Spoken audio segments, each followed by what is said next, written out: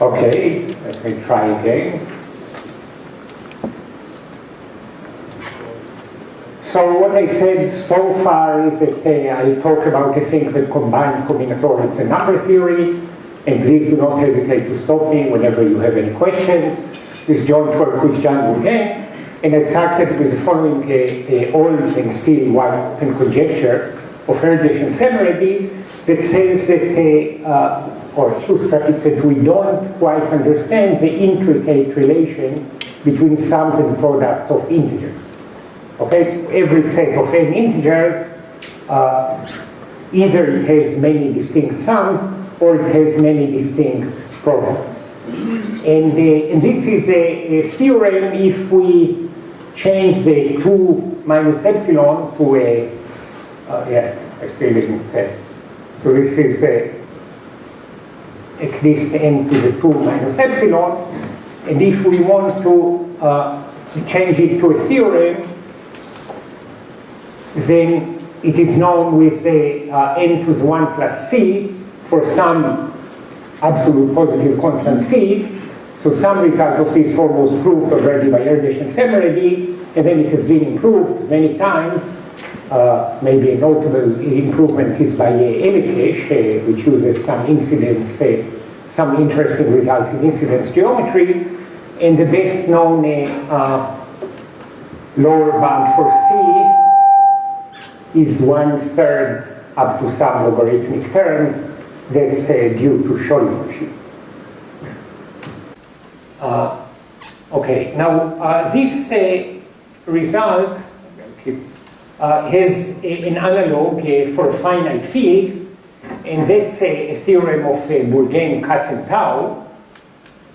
That's from about 10 years ago. And that says the following. So suppose that we have, okay, so again, for every epsilon, there exists a positive delta. This is better. So that for every prime, so here we need a prime, P, and every subset of the finite field with P elements, Fp, which is not so big, because we don't want to have the whole field, so let's say A is at most P to the 1 minus epsilon, then again, either we have many sums or we have many products, namely the set of all, the cardinality of the set of all sums plus the cardinality of the set of all products is at least the cardinality of A raised to the power 1 plus delta. And there are several, so here we don't know what is the best delta as a function of epsilon, but there are many bounds and many improvements of the original result. Okay, so I'll not talk about this, but somewhat motivated by this, we want to understand the extremal case in which the set of products is exactly A itself. Namely, A is a multiplicative subgroup. Somehow it seems to me that the microphone works every second word, but tell me if you don't hear me in the back. It's okay?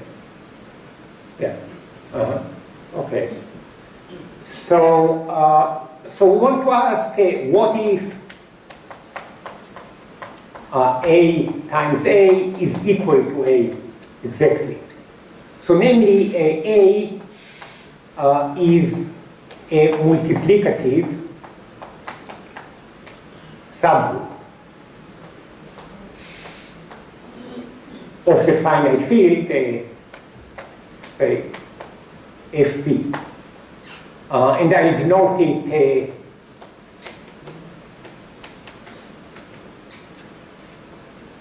by A is a subgroup of Fp star that denotes that it is a multiplicative subgroup. So if it's a multiplicative subgroup, then indeed A times A is exactly A. And what I want to know is still to understand the additive structure of this. So, so what we will ask is which additive relations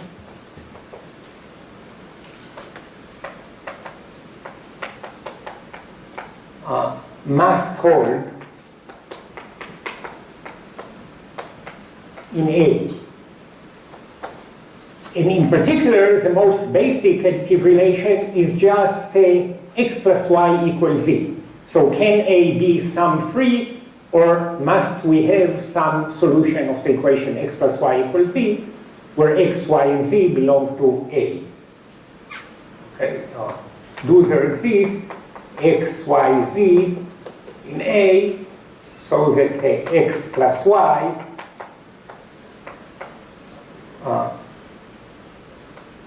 equals z?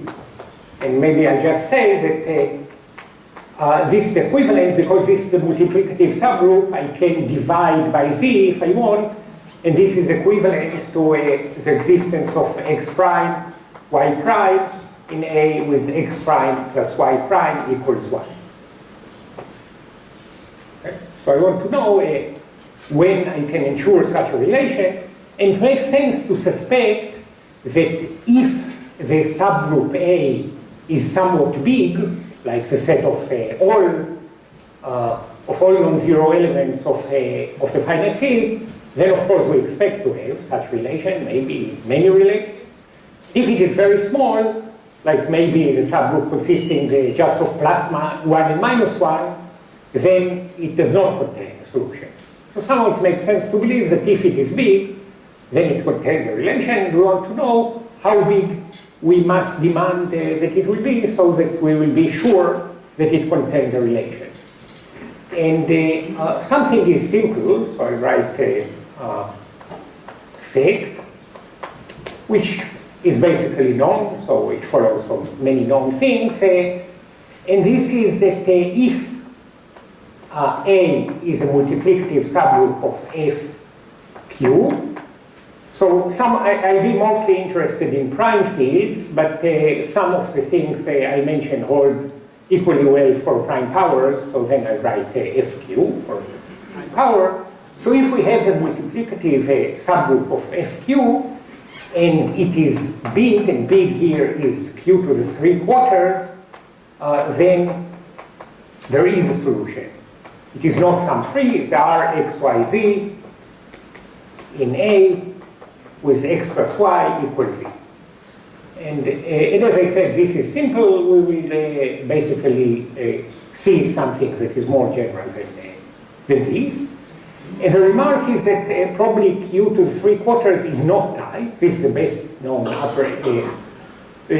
estimate, but probably it can be improved. Or so maybe two remarks. The first one is 3/4 probably not tight.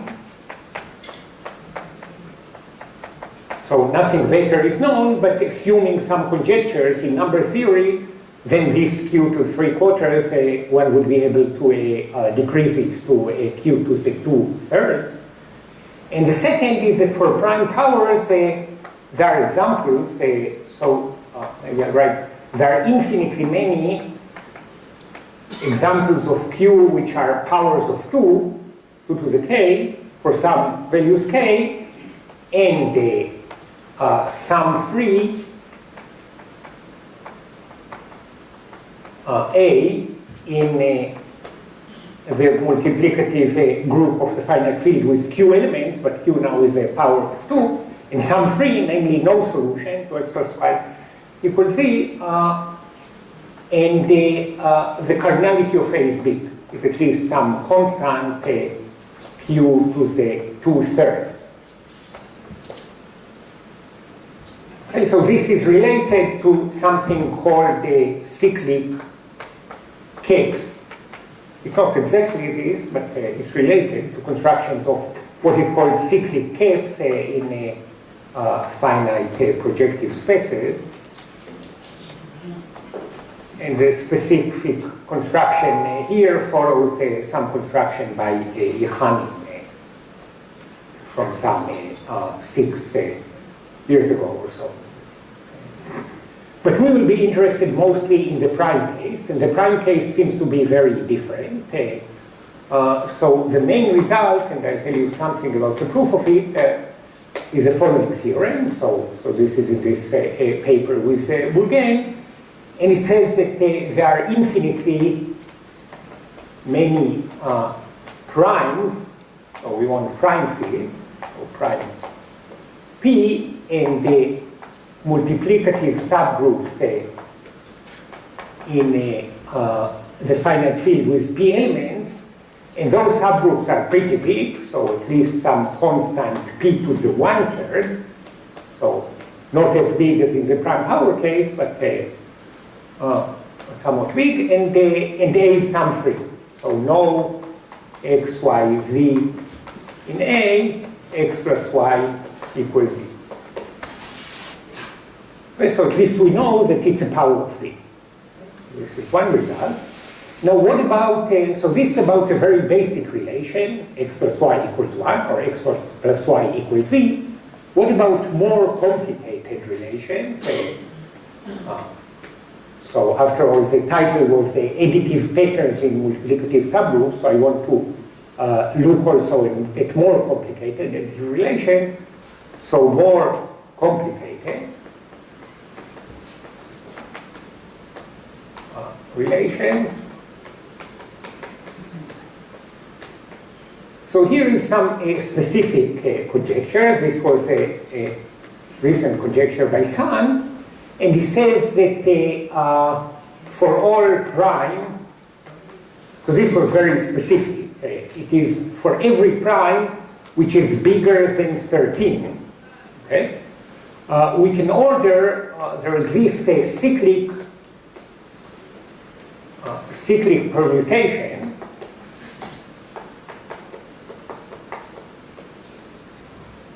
so let me write it A0, A1 up to AK minus 1. K here is P minus 1 over 2. So this permutation is a permutation of all quadratic residues modulo P. Of all quadratic residues.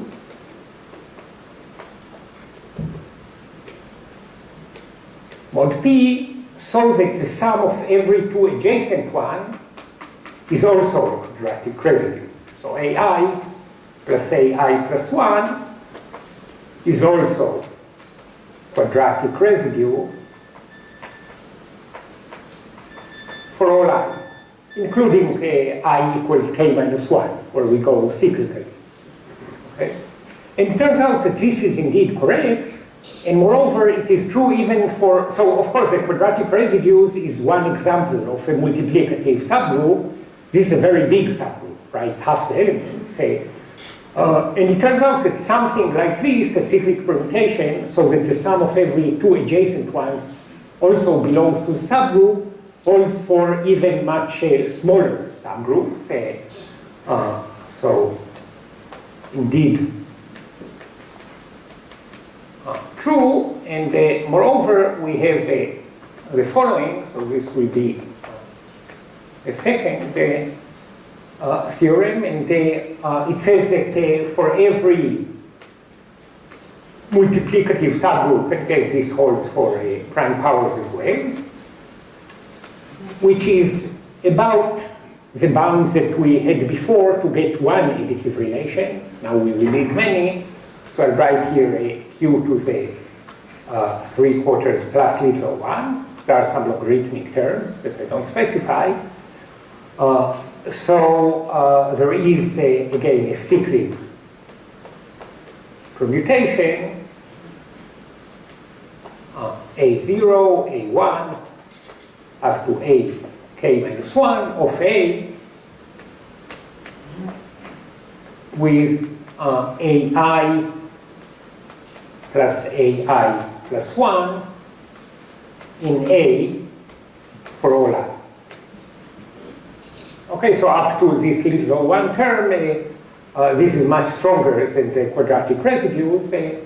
In fact, for the quadratic residues, you can work more and show that indeed it works for every prime bigger than 13. Now let me decide. Here is still okay, so I'll try to write something, and maybe this will be so I want to say something about proofs.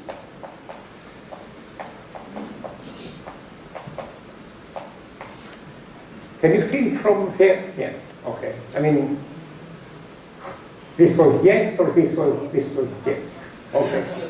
Okay. So I won't write too much. I mean, yeah, proofs are somewhat vague anyway, so it is, okay. Yeah, I can try that one. Okay, so I'll, yeah, maybe I can. Let me actually erase.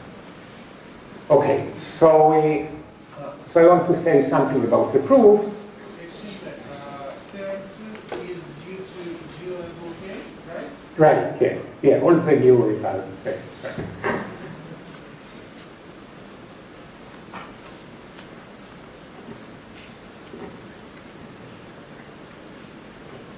So I'll say something about the proofs of theorem 2 and theorem 1, and it uses, so theorem 2 would use some results from spectral graph theory, mostly properties of Cayley sum graphs using their spectral, properties of their eigenvalues, and the proof of theorem 1 would use more number theoretic tools, so some simple Galois theory and some results from analytic number theory, specifically on the Linux problem. So let's see what proofs. Okay, so I'll start with theorem 2, and actually theorem 2 is an example because you can prove several similar statements using the same techniques, and I think it will be clear from what I say. So let me make some definition. So this is what is called an ND lambda graph. ND lambda graph, okay, is a deregular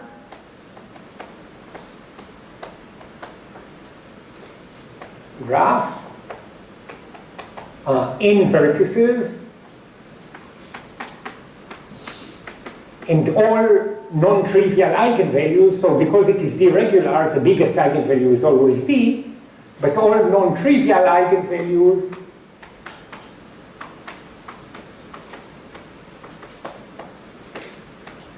in absolute value, yeah, I agree.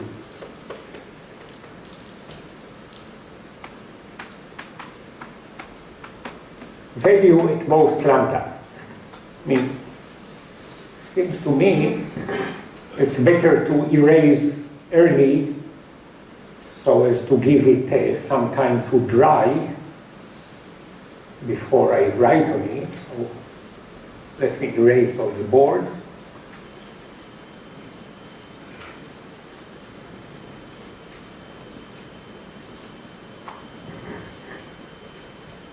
This is an ND lambda graph.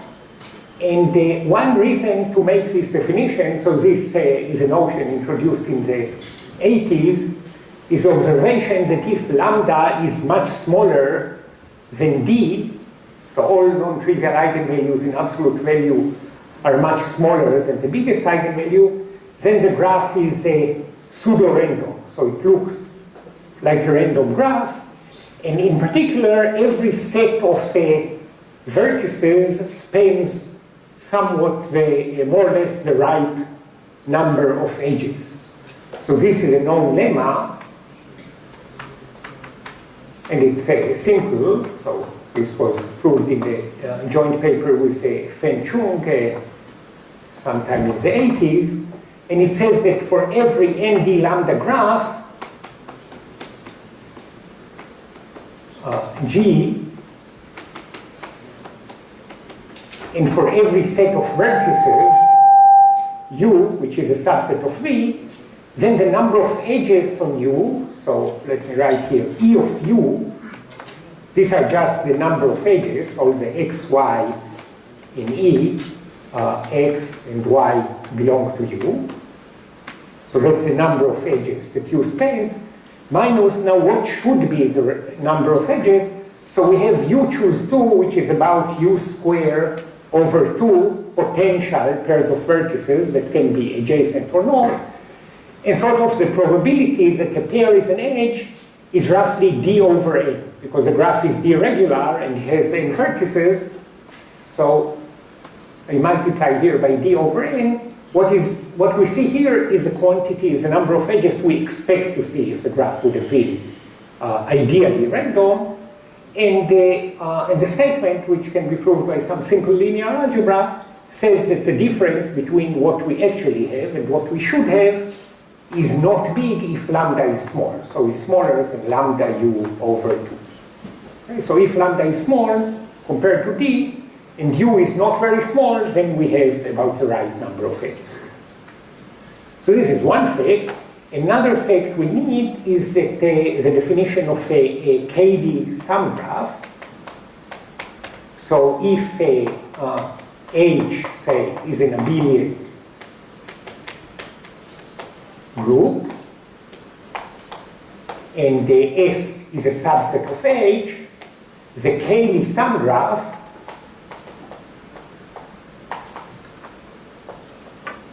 of H with respect to S, so we denote it by C of HS. It has vertices, the elements of H, and XY, which are in H, are adjacent by an H, if and only if their sum belongs to S. Okay, so this is a Cayley sum graph, and it is an S regular graph, right? So this is a okay, and again a known fact which is simple. So fact every eigenvalue, the eigenvalues of such graph can be expressed in terms of character sums. So every eigenvalue of H is either plus or minus the absolute value of the sum of chi little s in capital S, where chi is a character of H.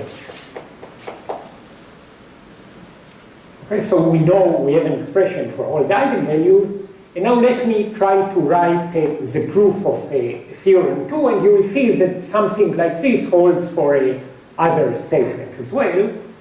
So I'd remind you, proof of theorem 2. So theorem 2 was that was a statement that if we have okay, so it will be clear from what I write, that if we have a multiplicative subgroup of FQ and it's big, it's Q a little bit bigger than Q to 3/4, then we can arrange the elements in a cycle so that the sum of every pair of adjacent ones also belong to the subgroup.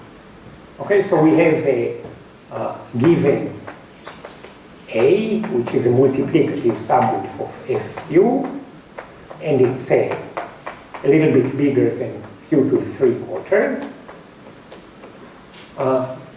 So we want to consider this Cayley sum graph of FQ, now with respect to addition, so that's an abelian group, with respect to the generating set A. Okay. So this is in a, okay, I'll write here by veil, but I'll explain it. C is, well, it's an ND lambda graph for some ND and lambda. How many vertices it has? Well, it has Q vertices, right? The vertices are all the elements of FQ. What is the degree of regularity? The degree of regularity is A, okay? So the only thing that is a little bit non-trivial here, although it's simple, is that what is a bound that we have on all the non-trivial eigenvalues, and we can either use veil or some simple estimates of Gauss sums to show that the absolute value of every non-trivial eigenvalue, because it's a character sum, is at most Q to the 1/2. Okay, So C is such a graph. A Q, A, Q to the 1/2 graph. Now let H be H will be the induced subgraph of this graph C on A. Because after all, what we want to prove is that this H is Hamiltonian, right? Because Hamiltonian is a Hamilton cycle, we can arrange the vertices in cyclic permutation so that the sum of every pair belongs to A. Maybe I'm right. We have to show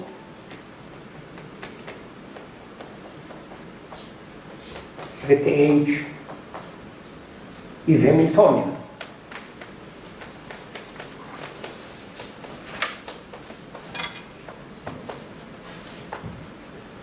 Now H is regular. This is simple to see because A is subgroup, then you can see that it's symmetric enough to ensure that it is regular. So H is regular because A is a subgroup.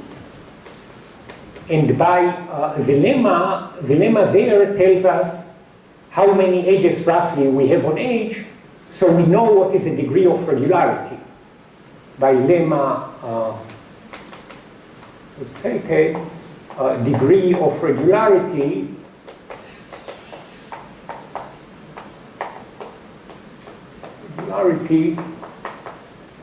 is about roughly what it has to be, so up to some error term, it is A square over Q. You see, we have A vertices, each of them can be potentially connected to A other vertices, but the probability it is connected is A over Q. So we expect that the degree of a typical vertex is A times A over Q, which is and for A, which is somewhat bigger than Q to the 3/4, this is somewhat bigger than Q to the 1/2. Okay, now by eigenvalue interlacing, so interlacing of eigenvalues, we have some control on the second eigenvalue of this H. So H is in A, in this degree, 1 plus little 1, A squared over Q, and Q to the 1/2 graph. Namely, its degree of regularity is somewhat bigger, or considerably bigger, depends on the little one term, than the bound for the absolute value of all non-trivial eigenvalues. Okay, now we can use by a result of Michael Krivelevich and Benny Sudakov from about 10 years ago. So this is where all the combinatorial part of the proof is hidden. They show that if a graph is such that the second largest eigenvalue in absolute value divided by the degree of regularity is about 1 over log the number of vertices, then the graph is pseudo-random enough to get a Hamilton cycle. So by the result, H is Hamiltonian.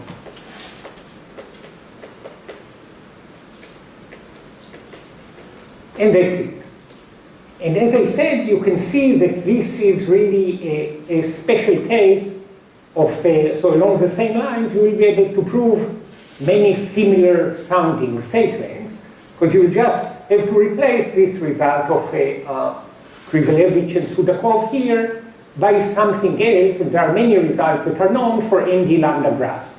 So if my multiplicative subgroup will be big enough, then I will be able to get 100 elements in it, so that the sum of every pair also belongs to the subgroup. Or I will be able to partition everything to triples, if you want, so that in every triple, the 3 sums of pairs of elements belong to the subgroup. Here I assume that the size of the subgroup is divisible by 3, and things like that. Okay, so we will there. Okay, so that's the only thing I wanted to say about theorem 2. And let me say something about theorem 1. So about theorem 1, So first, there is some remark. And again, theorem 1 was the fact that we have I'll remind it here. So theorem 1 was that there are infinitely many primes P, and some free multiplicative subgroup of the prime finite field with P elements which are of size at least P to the 1/3. Okay. I want to say something about this. Here the tools will be more number theoretic than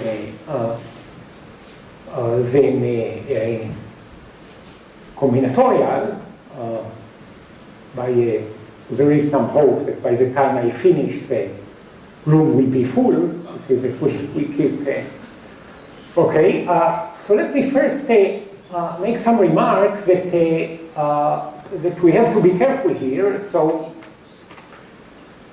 somehow not every small multiplicative subgroup will be some free.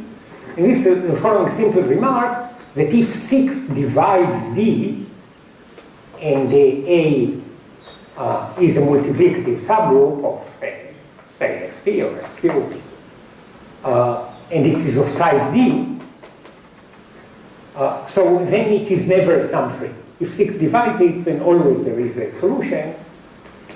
Then there are xy, and I'll write it like this, there are xy in A, x plus y equals 1. Right? We said that it's the same to write x plus y equals 1 as to write x prime plus y prime equals z prime. And this is because, so indeed, if z in A is of order 6, the multiplicative subgroup of finite field is cyclic, so is every subgroup of it. So if 6 divides the order of the group, then there is an element of order 6. So if it is of order 6, then z cubed equals -1. And then what we have is that z plus z cubed plus z to the 5, this is z times 1 plus z squared plus z to the 4, which is z times 1 minus z to the 6 over 1 minus z squared, which is 0. And this implies that z plus z to the 5 is equal minus z cubed, which is 1. Okay, so if 6 divides the size of the group, then always there is a solution. And we will show that if it does not divide, then always we have examples. So in fact, let me write here, but before I write it, let me again prepare a dry space. So I'll write a more precise version of theorem 1 that will tell us what are the things that we expect to find. And in fact, we will be able to find some free subgroups of any size that we want, as long as this size is not divisible by 6.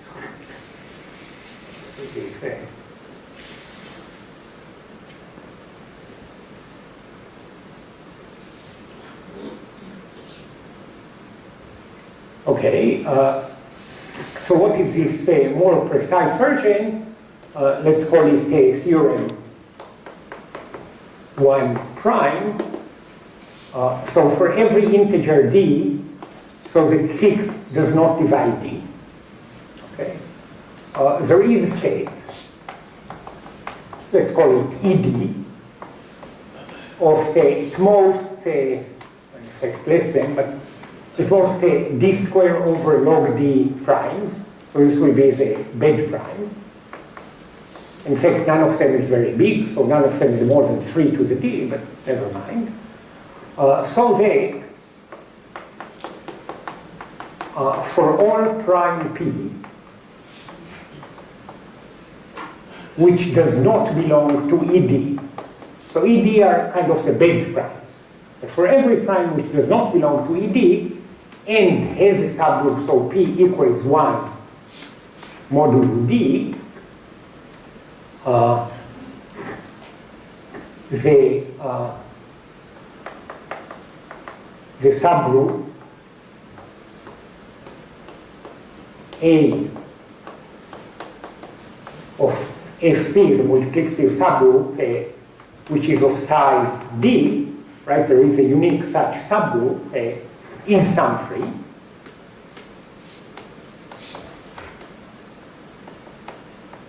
So besides some finite set of exceptions, always this group is free. And what is interesting for us is how small we can make P as a function of D, because that will tell us what is the size of the subgroup. So smallest P not in ED satisfies. So it satisfies the following. So P is at most O, so some constant D cube for almost every, so I write it for most D. So for most D it means that if you choose randomly, let's say a number with B bits, then with high probability tends to 1 as the number of bits tends to infinity, this will hold here. So for most integers it holds. And in fact the estimate is good enough that it holds for most primes or for most whatever. Okay, then 2 is that P is at most, so you see that D to the 1/3 means that the size of subgroup is P to the 1/3, because P is at most D cubed. The second thing is that P is at most D to the 5 for all D. So for every D, it is never too big. And 3 is that if D satisfies something, so there exists some absolute positive epsilon, so that if D has no prime divisor,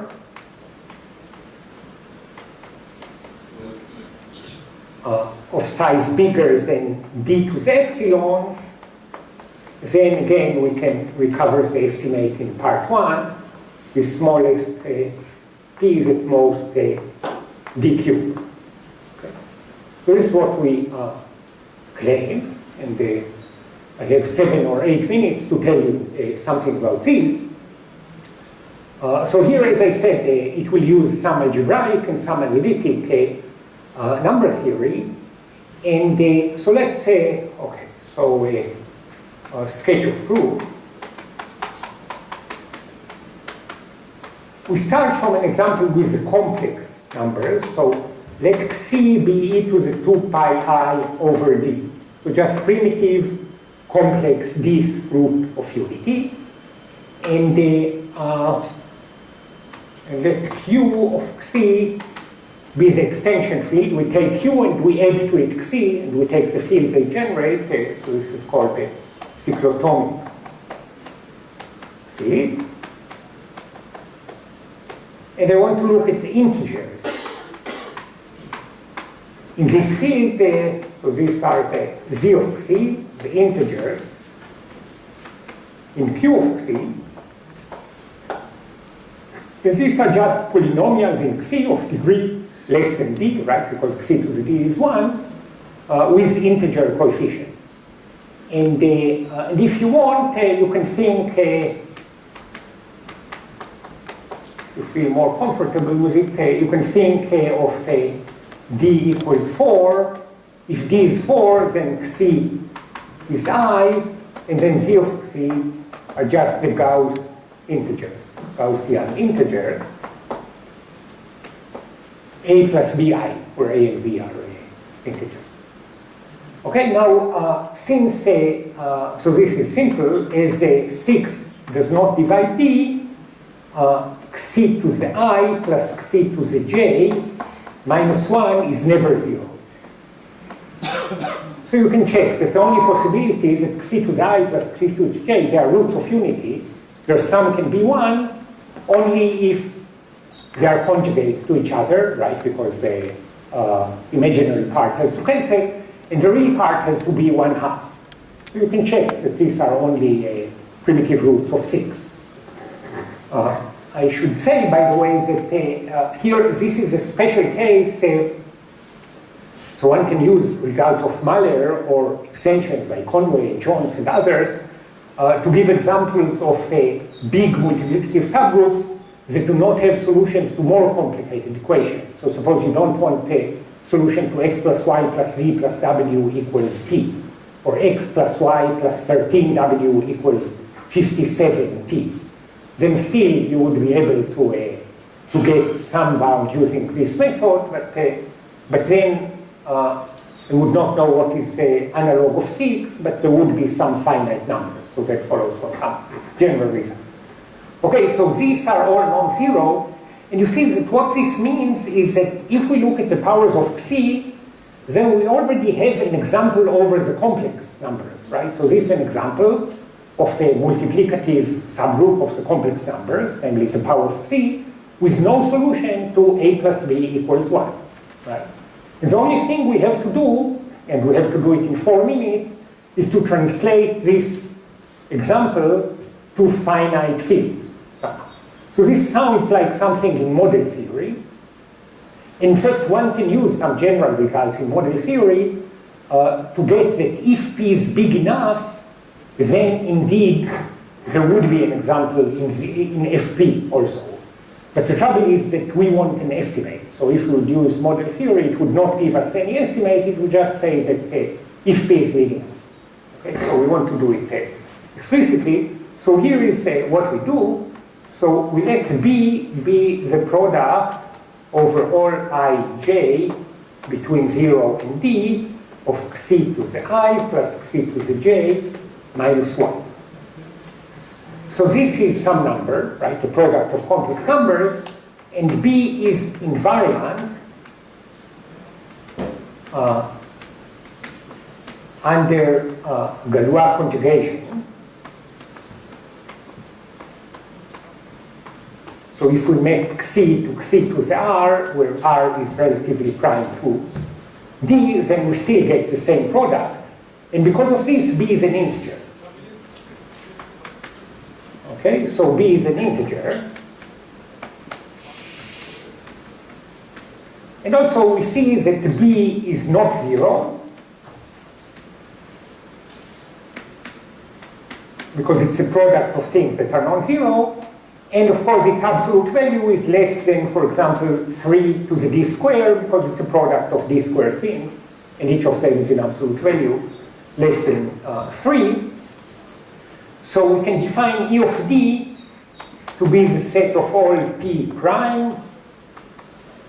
And if you want, p equals 1 mod d, and p divides b. Okay, and because we know how big d is, then b is, then E of d is smaller than d squared over log d. Actually, it should be considerably smaller, because there is no reason to think that all the divisors, all the prime divisors of b are 1 modulo d, but we don't know how to prove anything like that. So, but anyway, it is definitely smaller than this. Okay, now just, so if P, okay, maybe I'll write one more thing. So note that the norm of it's xi to the I plus xi to the j minus 1, each such norm divides b, because this is a product of this element with all its conjugates. So we make xi to the r, and they all appear here. So they all divide b, and that implies that this norm is not 0 modulo p if p does not belong to ED. Namely, p does not divide d. So suppose indeed that p does not divide d, And so if P is not in ED, and P is 1 mod D, what we can do is take G will be in ZP star of order D. So there is an element of order D, and now we can define a mapping. So I'll define a ring homomorphism, define pi of Xi equals G, and extend to ring homomorphism from this Q of Xi to ZP, to FP. And this is okay, because so it means that the pi of Xi squared is G squared, the pi of 2 Xi squared is 2 G squared, and so on. And this is okay, because Xi to the D is equal to G to the D, which is 1. So this will indeed define a ring homomorphism. And the important thing is that, so maybe I write crucially, the homomorphism of Xi to the I plus Xi to the J minus 1. So this is not mapped to 0 as the norm of this element is not 0. And because the norm is not 0, it means that we can multiply it by conjugates and get something that is non-zero. So also after we apply pi, we get that some product of this is not 0. And this implies that indeed this pi Xi square, and so on, up to pi of Xi to the D, which is 1. So these are just G square, and so on, up to 1, is sum free. No sum of 2 of them is equal to 1. Okay? I'll use 2 more minutes. Because so it remains to show how small, so this is, remains to estimate smallest P, which is 1 mod D, which is not in ED. Okay, so we want to know how small can we take this, and this is what is written there. So this follows from this is related, or really follows, to Linux problem. So Linux problem is a quantitative version of Dirichlet theorem. Dirichlet theorem tells us that there are infinitely many primes, that primes in any arithmetic progression, their density is like the density of the primes in the integers if we go far enough. And Linux asks what is the smallest prime in arithmetic progression. And all the proofs for the Linux problem give us that not only there is one small prime, but that the density of primes is the correct one. And because of this, we will get more than d squared over log d primes. Once we get more than d squared over log d, one of them will not belong to E of d, because this is this set of E of d. So one follows from Bombieri Vinogradov. This basically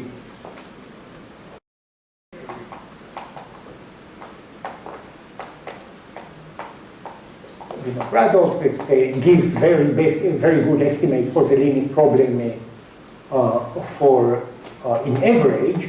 Two follows from Heath Brown, and actually is optimized by Xyloris. And three can be proved using basically the known technique. So in the paper we describe proof of that case, and this basically applies some ideas of Ivanitz and Heath Brown, Graham and Gross and Jutila on the limit problem. So, so this is the part that I don't describe. And let me just close with the obvious open problem is to close gap between the lower bound and the upper bound, so between p to the 1/3 and p to the 3/4. Okay. And with this, I'll finish. Thank you very much.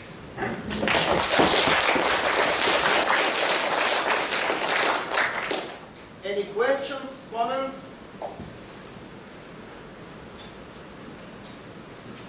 No questions?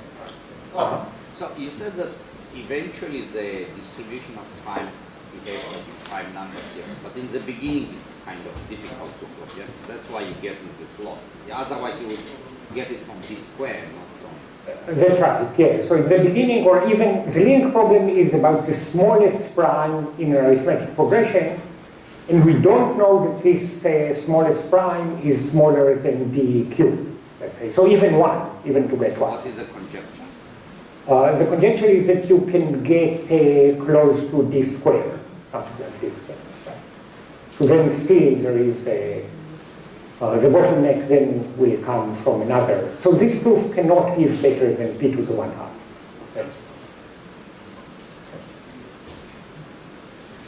All right. Okay. Any more Thanks. questions? We still have time to discuss something? No? Okay, let us stand the speaker once again.